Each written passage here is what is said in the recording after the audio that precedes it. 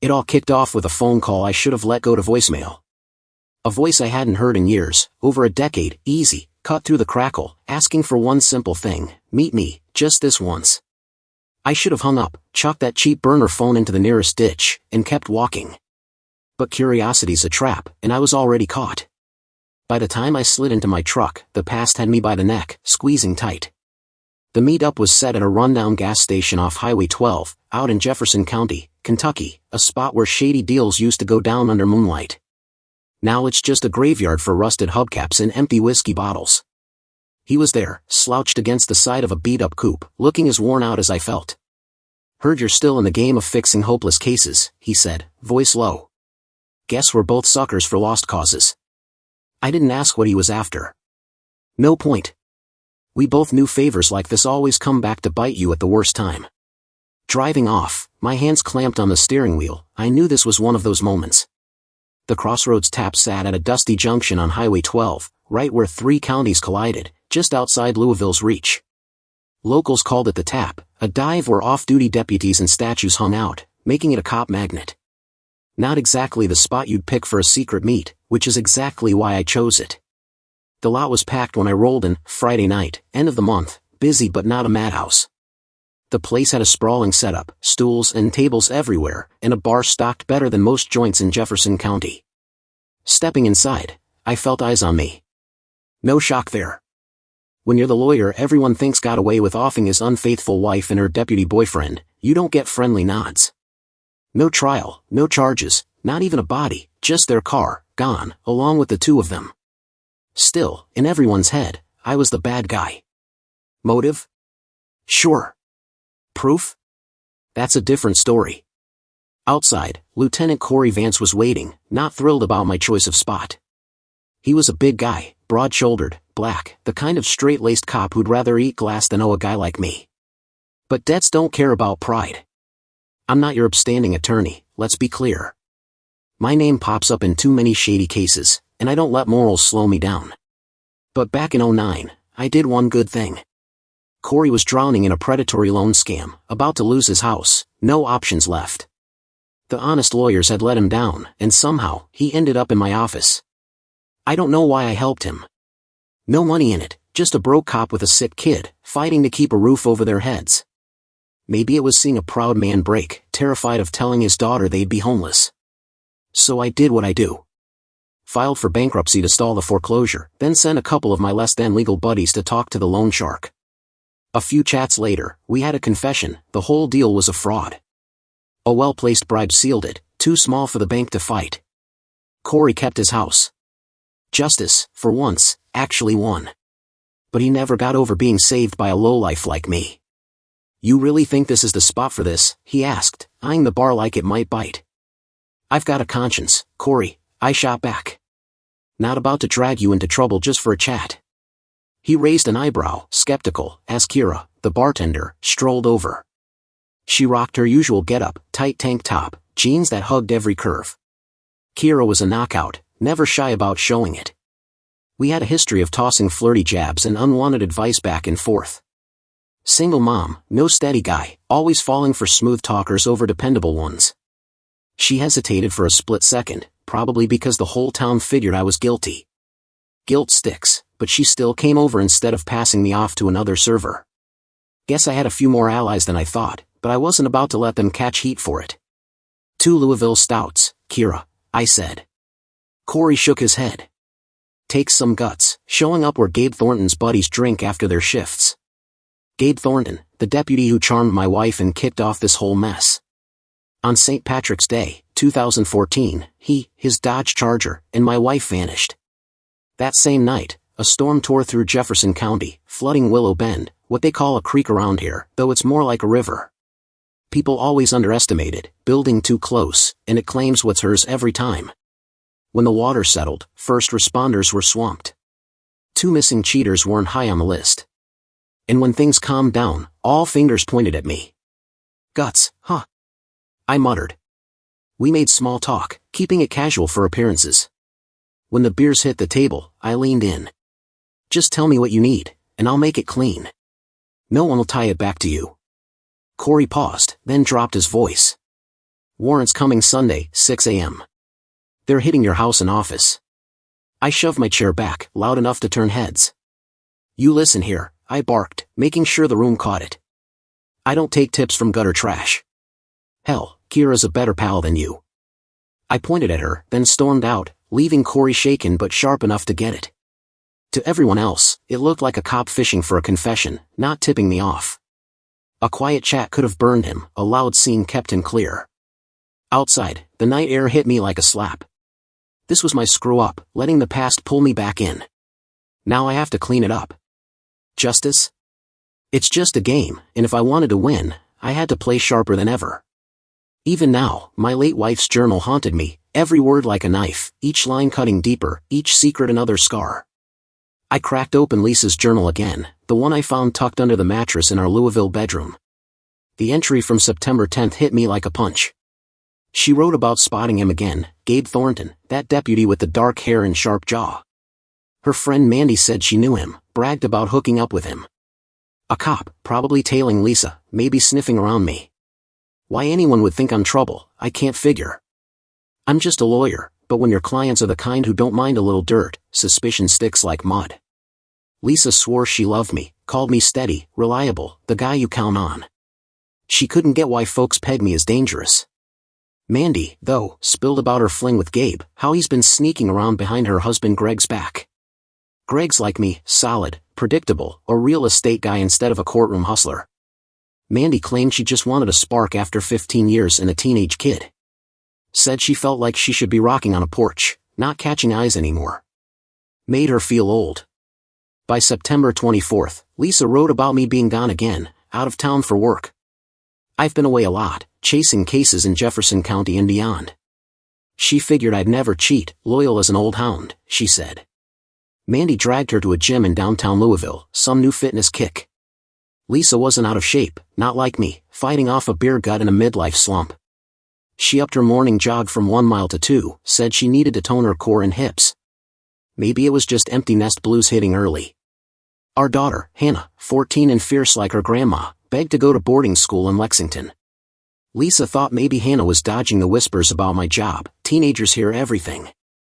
Lisa missed her, said her social work mattered, helping folks, even if her mom thought she threw away her potential. Then she saw Gabe again, at the gym, looking like he stepped out of a fitness ad. She tried not to stare, but his build, his shorts, hell, she admitted it got to her. Said he was probably still watching her, maybe because of me. If she had to be tailed, at least he was easy on the eyes. By October 4th, Lisa's entries got bolder. Gabe was at the gym again, caught her staring.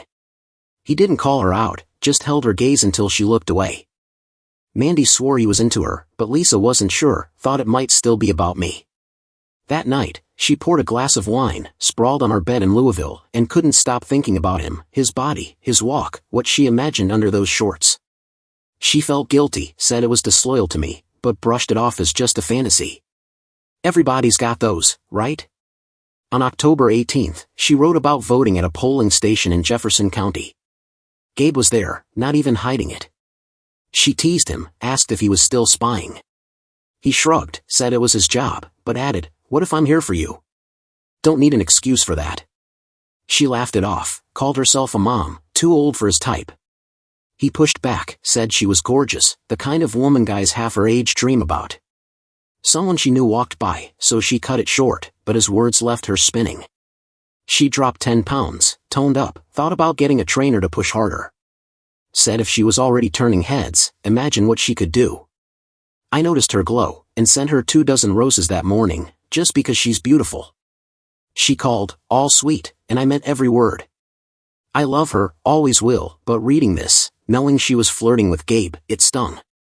I shut the journal and grabbed my phone.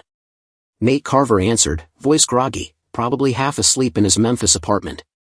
"You know what time it is, man," he grumbled. "I'd been calling since 8. "Got a job for you, Nate," I said.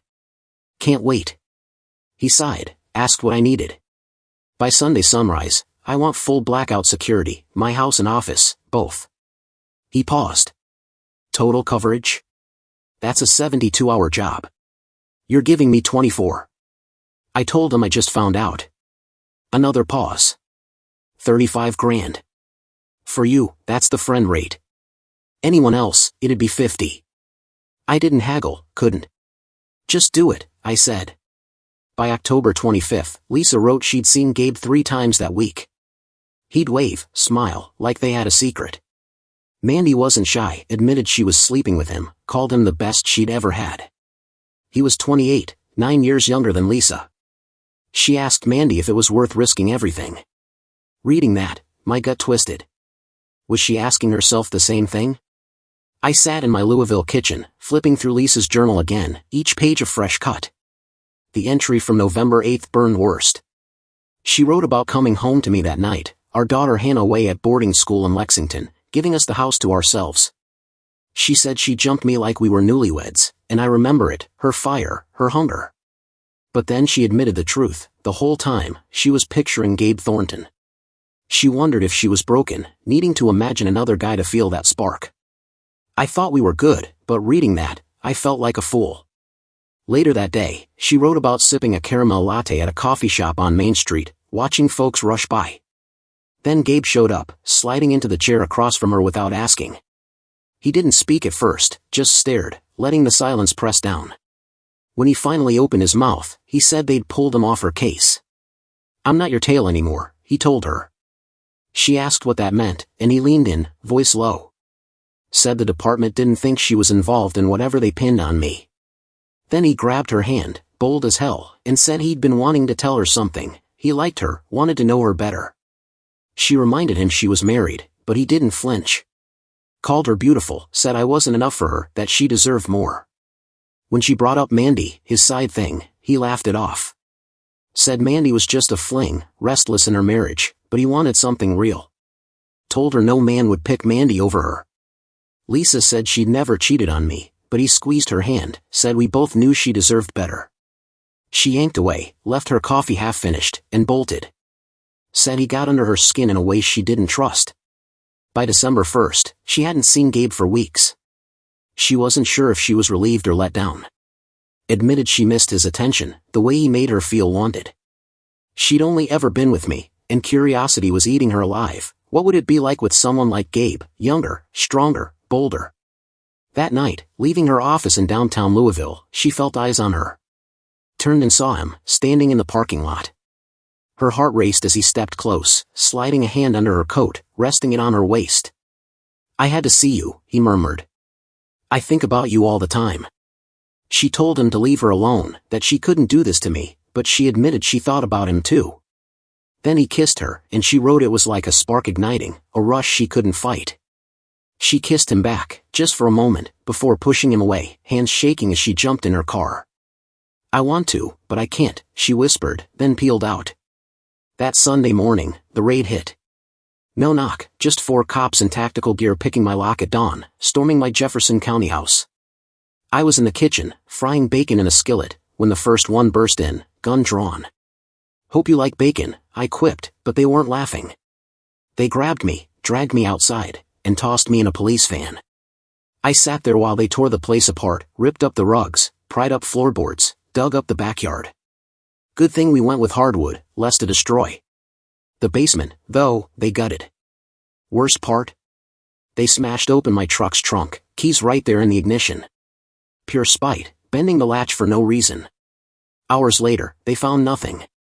A couple of cops I knew, guys I'd worked cases with, played nice and took me to a diner in Louisville. Over greasy hash browns, one leaned back, smirking. "So, where are you hiding the bodies, man?" he asked, like it was a joke. I just stared at my plate, Lisa's words echoing in my head, each one a reminder of how deep this mess ran. I sat at that Louisville diner, poking at my cold eggs while the cops leaned in, fishing for a confession. "No bodies, from what I hear," I said, staring out the window. "Think it'll snow today?" The sky was gray, heavy, like it might dump a foot on Jefferson County. "After you guys trashed my garden, I'll need to replant if I want any roses come spring." They didn't care about the weather or my flower beds. They wanted me to crack. One cop, voice low, tried to play buddy. "Look, man, we get it. You had a reason. Maybe you snapped. Quit lawyering up and just own it. We can cut you a deal." I grinned, sipping my coffee. Nah, looks like a dry spell. Might hit the hardware store later, grab some bulbs. The cop sighed, tossing his napkin down. Your call, lawyer. But in Kentucky, cop killers don't walk. Think about that. Lisa's journal entry from December 5th gutted me. She wrote about a brutal day at work, a call about 5 kids, all under 7, in danger. She didn't usually handle Child Protective Services cases, but with Christmas coming and half the staff out, she stepped up. These kids saw their mom get beaten bloody by the guy they called Dad, not all his, but that didn't matter. He was supposed to protect them, not be their nightmare. Lisa fought to keep them together, refusing to let them get split up or dumped in some sterile county home before the holidays. By noon, she found a couple in their 60s, retired but full of life, looking for purpose. The wife was a former nurse, the husband an old-school mechanic. By late afternoon, they were cleared for emergency placement, giving those kids a safe roof and a shot at something stable. She felt good until the state police called, griping about red tape, worried the couple's pension meant they were double-dipping on foster payments. Lisa was livid, and spent an hour arguing with bureaucrats, pushing the case up to the state commissioner.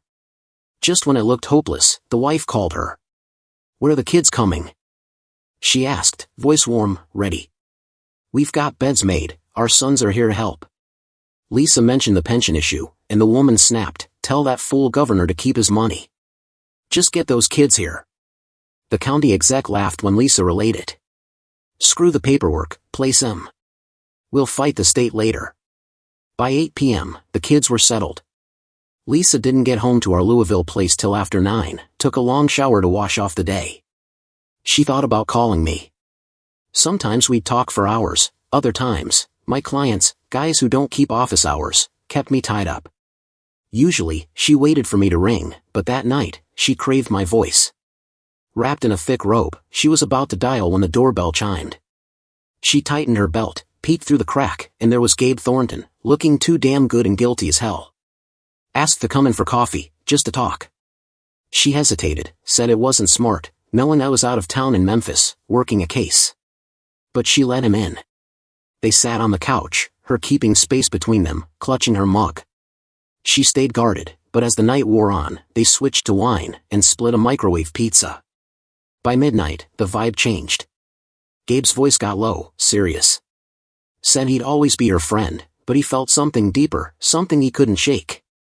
Told her I was in Memphis, meeting with crooks and their tech guys, dodging government surveillance, helping bad people stay free. Lisa pushed back, said it wasn't fair to judge me when I wasn't there. He admired her loyalty but asked if it was fair to her. You're a saint, married to a guy who plays dirty, he said. They'd inched closer, his fingers grazing her wrist, his warmth sinking in. Before she knew it, his hand slipped under her robe, his touch sparking something wild. He leaned in, kissed her, and for a moment, she let it happen, caught in the heat. Reading that, my chest tightened. I closed the journal, hands shaking, knowing she pulled back, but not before she felt something I couldn't give her. Gabe was troubled, and now I had to figure out how to keep him from burning my life down. I sat in the DA's office in downtown Louisville, the place as welcoming as a jail cell with its old chairs and gray walls. Across from me was Tara Hensley, a sharp young prosecutor riding her dad's clout, a retired congressman who dodged his own scandals but still had the pull to get her this gig. To her, I wasn't just a lawyer, I was a crook. Where's your gun, huh? She asked, leaning forward. A Colt .45, registered to you. It wasn't in your house during the raid.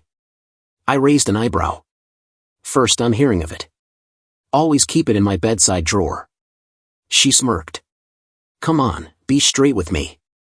It'll make this easier. I leaned back, folding my arms. How about you tell me what your boys found in my place first? She slid a grand jury summons across the desk. We'll get to that. I grabbed it, not surprised. I knew this was coming. They had Lisa's journal, every page spilling her secrets, her betrayal, all the things I tried to ignore. Now they'd use it to bury me. To Tara, it was a juicy story, 2 lovers doomed by a vengeful husband. My side? A little different, but loss looks the same either way. Among the wreckage from the raid was Lisa's writing desk, a fragile antique from the early 1800s, slim and elegant. She'd wanted it forever when we were young, back in our broke newlywed days in Jefferson County. Our daughter Hannah was just toddling, Lisa grinding through night classes for her social work degree, me hustling as a nobody attorney.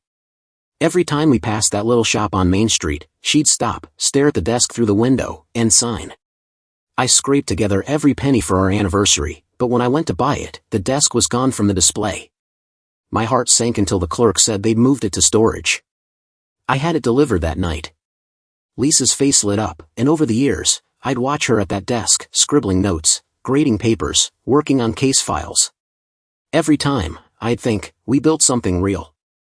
Love isn't a big gesture, it's those moments, her smile when she sees the desk, Hannah's first wobbly steps, the pride in Lisa's voice when she got her degree. Stack enough of those, and you've got a life. Now that desk was splintered, drawers smashed, torn apart like everything else in our Louisville home during the raid. They found the journal, just like I figured they would. I could have left it unlocked, let it blend in, but I locked the drawers to make sure they'd notice. Seeing that desk in pieces made it all sink in. Lisa was gone, just as I feared. The journal's contents spread like wildfire. The DA's office had their story now, and Tara's pressure tripled. It wasn't just rumors anymore. Lisa and Gabe Thornton weren't just a fling, they were some tragic love saga, and I was the monster in it. Her entry from December 28th hit hardest. She wrote about Mandy laughing at her hesitation. Why overthink it? Mandy said. Your guy's out of town. Nobody knows. Lisa, worried about facing me, said I'd always been good to her, no matter what folks thought. But Mandy pushed, tell him it's his fault for leaving you alone. Lisa defended me, said I wasn't gone that much, that we were solid. But Mandy pressed, Gabe makes you feel alive, doesn't he? Lisa didn't answer, but Mandy's knowing grin said enough. He'll never know, Mandy told her. And if he does, do what I did with Greg. Lisa asked what that meant, and Mandy said when Greg found out about her and Gabe, she admitted it. Told him she still loved him, but Gabe was different, made her feel something new. You're lucky Greg didn't have a gun, Lisa said. Mandy just shrugged. I bet your man would get it, just like Greg did. Lisa wrote she'd seen Gabe half a dozen times since, always in public, never alone, but he watched her, and me, like a hawk. Reading that, I thought back to that night in November. Lisa's journal said she'd let Gabe in, their talk turning heated until my call broke it up. I'd rung to check in, late from a Memphis job, not knowing I'd stopped something I couldn't unsee now. She wrote she felt alive with him, like her body woke up after years asleep. When my call came, she pulled away, and Gabe left, but she wondered if she even wanted to be saved. That question burned worse than anything else. Lisa's journal from January 10th tore me up. She wrote about me being home in Louisville, attentive, us being close every night. Said she should have been happy, content, but she wasn't. In those moments, her mind wasn't on me, it was on Gabe Thornton. That day, Gabe slipped her a note, an address, a date, a time. His place, no doubt, set for when I'd be in Memphis for work. She told herself she'd go just to tell him to back off, but deep down, she knew she wouldn't. By January 14th, she'd gone to his apartment, swearing she'd stay strong, keep her vows. Then he kissed her, and all that fell apart. She wrote about his hands undoing her blouse, sliding it off, his touch lighting her up. His body, his stamina, they didn't stop for hours. When she left, the sun was gone, and she knew she'd go back. Reading that, I felt my world crack. The courtroom in Jefferson County was a circus.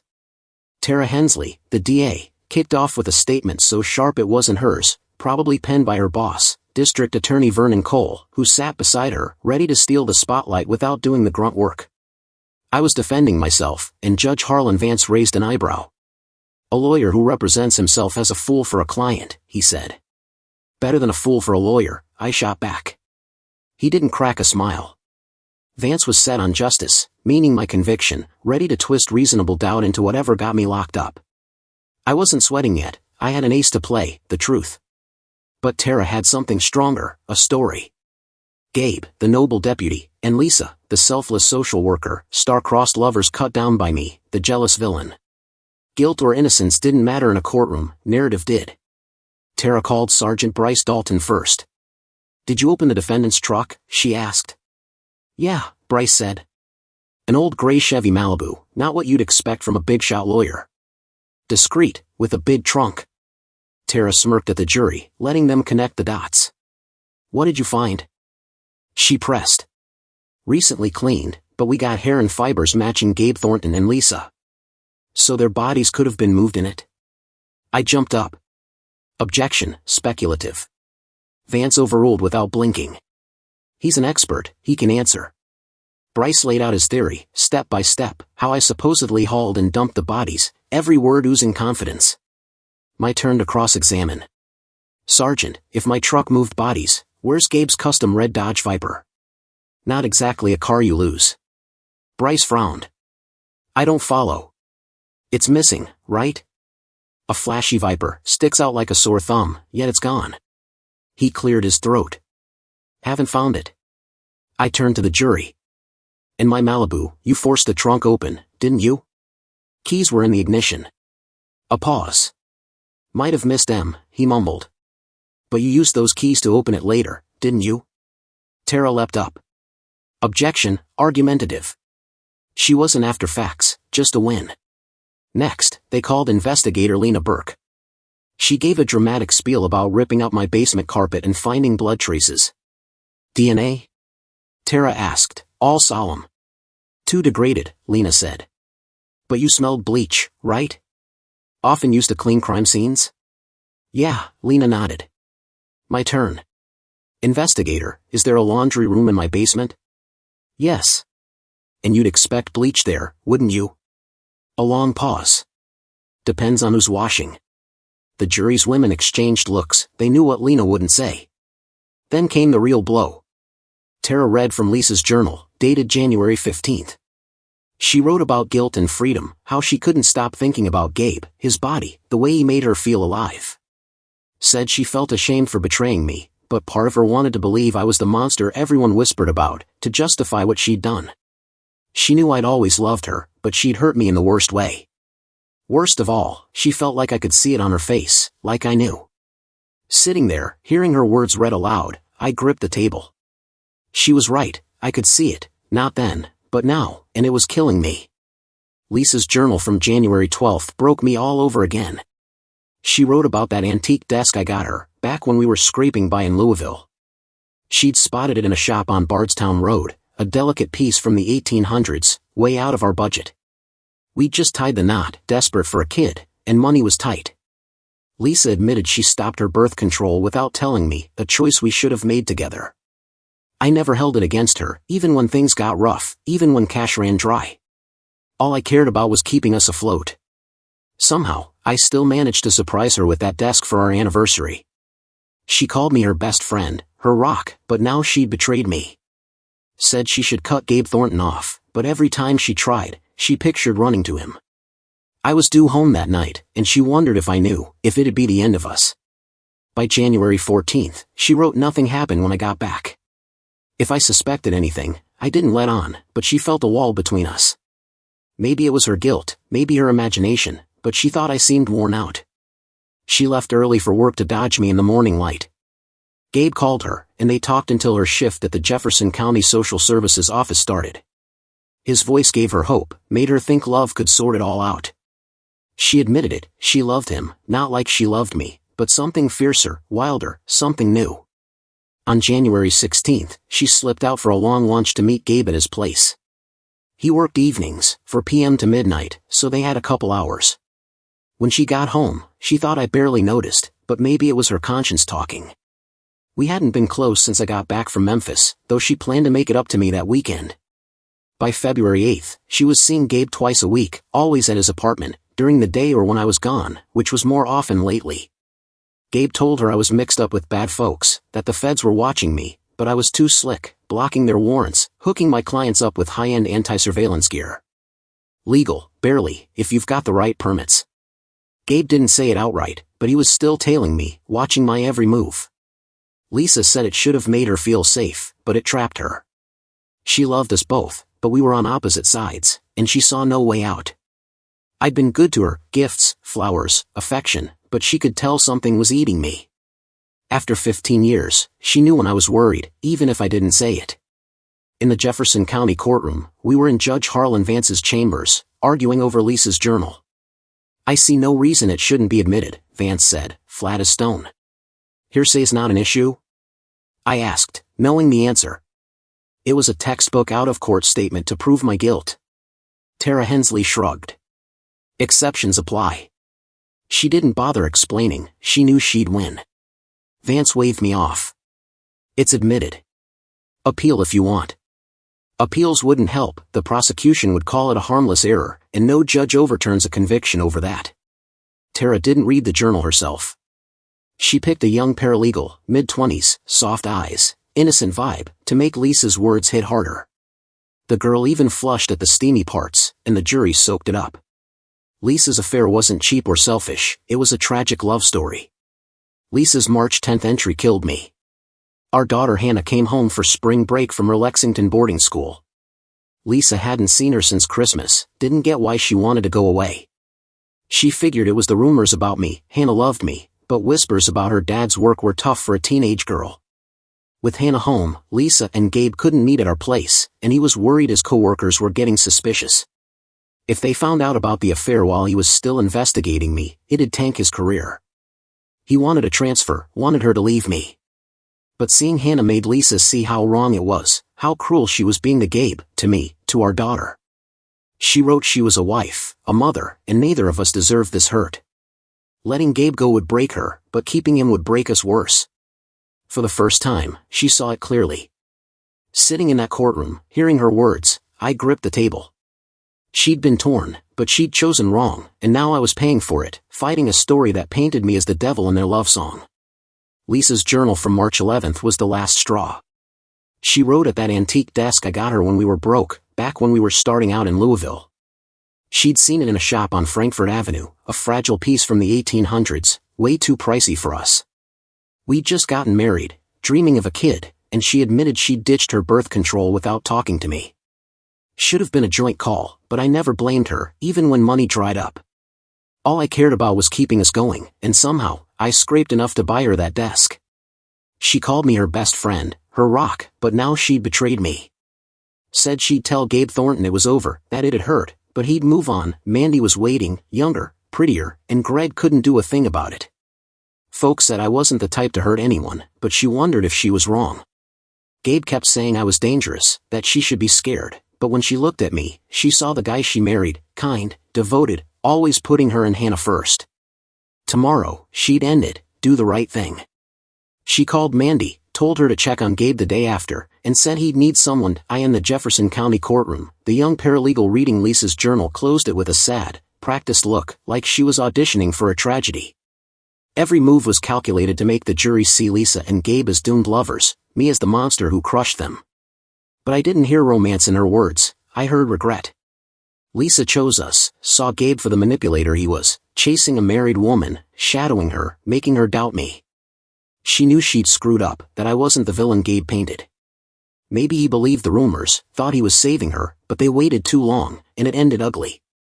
If she'd come clean sooner, would things have turned out different? I couldn't dwell on it, I was fighting to survive. The jury's eyes said they'd already convicted me, but I had one card left, Nate Carver. To the jury, Nate was just an expert witness, backed by a 500-page report stuffed with tech jargon. Buried on page 427 was the key, a mention of video surveillance. We started with his resume, electrical engineering degree from Purdue, ex-Army intelligence, 20 years with the FBI. Solid credentials. I didn't mention that after the FBI, he flipped, working for the same crooks he used to chase. Nate was a counter-surveillance pro, and now he was mine. Mr. Carver, have you worked for me before? I asked. Plenty of times, he said. Last job? Installed a full security system at your Louisville home and office, every corner, every angle. What's it called? Blackout. Built to catch dirty tricks. Like what? Unauthorized entry, planted evidence, illegal surveillance. Find any in my case? He nodded. Caught Sergeant Bryce Dalton on tape taking the keys from your Chevy Malibu, opening the trunk, and dumping fibers and debris inside. The courtroom buzzed. Then he came back with a team, pried it open with a crowbar, and found the evidence he planted. Tara Hensley objected, but Judge Vance shut her down. Nate kept going. Showed footage of an officer slipping into my basement with a vial of liquid, right before discovering blood that had no DNA match. The prosecution's case crumbled, no bodies, No murder weapon, no proof a crime even happened. Just a missing deputy, a missing woman, and a missing car. Not enough. The jury didn't take long. Not guilty, the foreman said. Hannah hugged me tight, she never doubted me, and that meant everything. To others, I dodged a murder rap.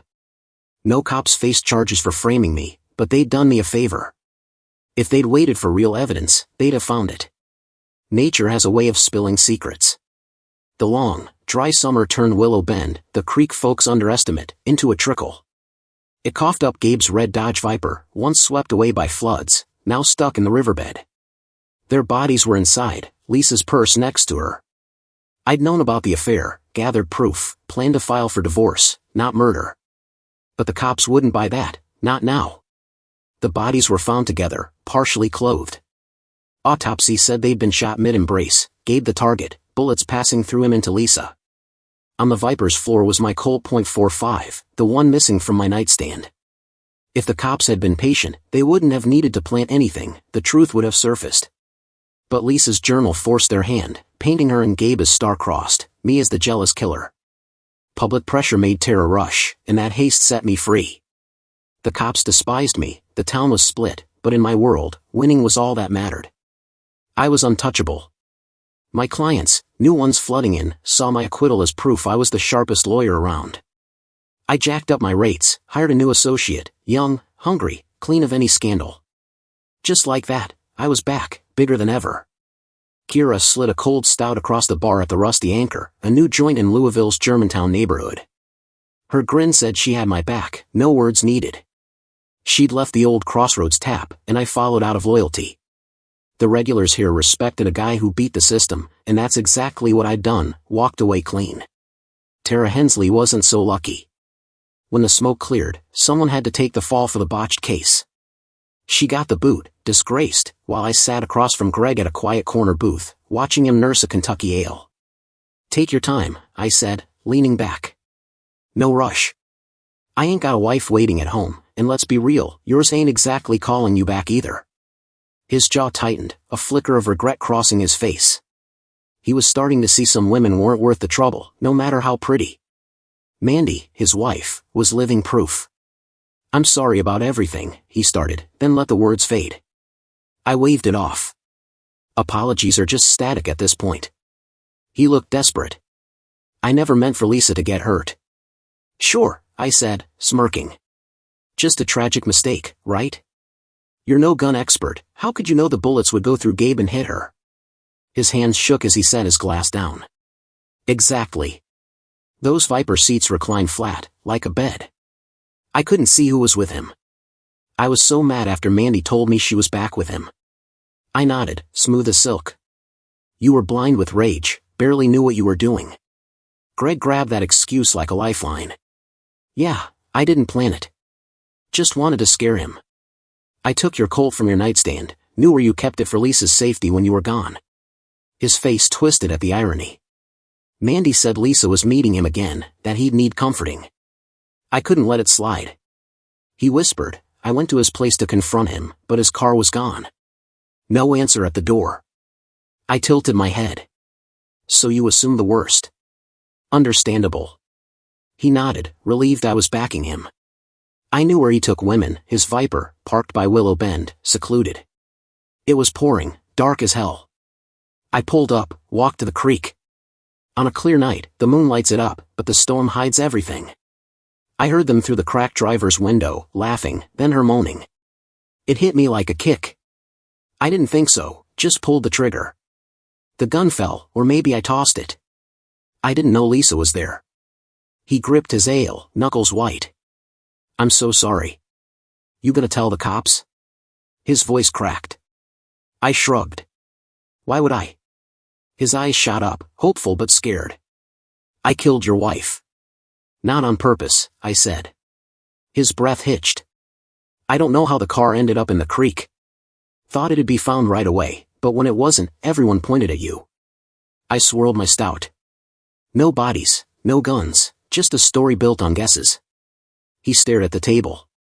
But you knew. I nodded. Had a hunch. Put a tracker in Lisa's purse. When she vanished, I checked the last ping before it died. When the Viper didn't turn up, I figured the flood dragged it downstream. Once it was filled with water, it sank.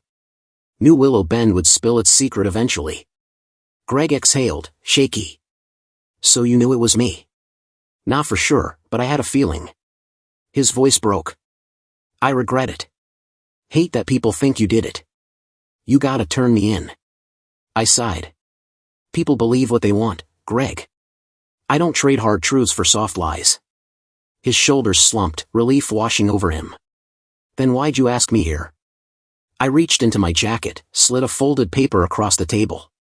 He frowned, picking it up. What's this? My bill. His eyes widened at the number. Your what? I put on one hell of a defense, Greg. Best money can buy. But you defended yourself. Whose fault is that? I smirked. Spent months proving I was innocent, undoing the mess you started. Someone's gotta pay, and I did a damn fine job. He stared at the invoice. That's steep. That's how good I am. He pressed his lips thin. You take Amex? Naturally. Greg looked almost grateful, not for the bill, but because I wasn't turning him in. Greg left, head down. I didn't watch him go. Kira slid another stout my way, her voice soft. You good? I took a slow sip. Yeah. In the end, it all shakes out for the better.